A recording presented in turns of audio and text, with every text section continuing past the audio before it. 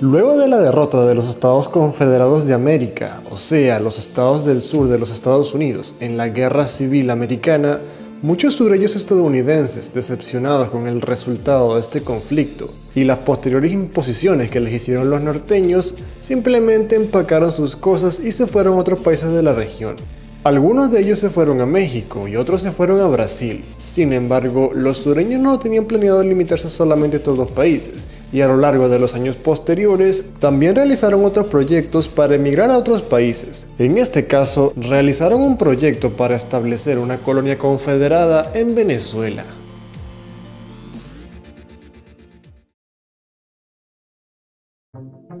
Solo unas pocas semanas luego de la derrota confederada en Appomattox, un médico y granjero de 42 años que vivía en Virginia llamado Henry Price comenzó a negociar con el gobierno de Venezuela para la creación de una colonia en Venezuela libre de la dominación yanqui.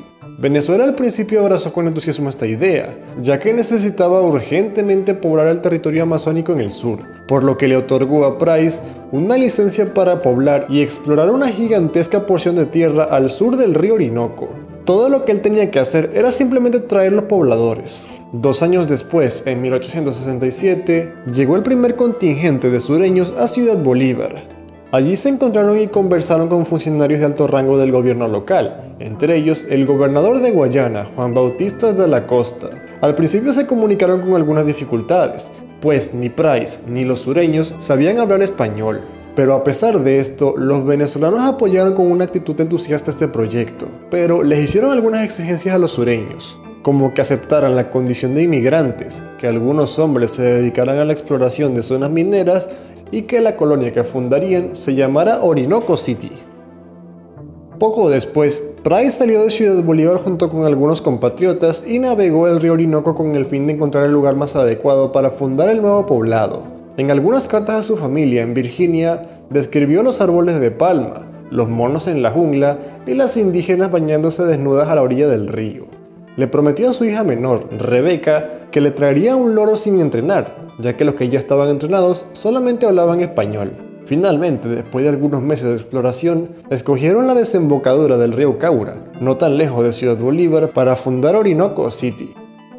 La colonia fue creada, sin embargo las cosas no fueron tan bien como se esperaba. La tierra en la que se asentaron no era muy buena para el cultivo, por lo que en poco tiempo comenzaron a tener problemas con los alimentos. En muchas ocasiones fueron salvados por los indígenas de la zona, quienes les daban alimento para que no murieran. Además de esto, los mosquitos y las enfermedades abundaban y muchos de los sureños comenzaron a morir. Muchos otros abandonaron el pueblo y se fueron a explorar la zona con el fin de encontrar oro. A finales de 1867, Henry Price se enfermó de malaria y tuvo que ser llevado a Nueva York al borde de la muerte con el fin de tratarse. Eventualmente Orinoco City fue totalmente abandonada. A pesar de esto, Price no abandonó sus ambiciones de fundar una colonia en Venezuela, pero justo en 1868, en Venezuela comenzaron más conflictos internos y la licencia de Price para colonizar el territorio al sur del río Orinoco fue revocada. Al final Price se terminó mudando a Tennessee, en donde murió en 1909. Sin embargo, de los otros cientos de sureños estadounidenses que se fueron a Venezuela, no se sabe absolutamente nada.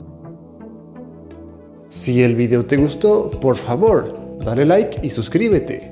Comparte este video con tus amigos y hasta la próxima.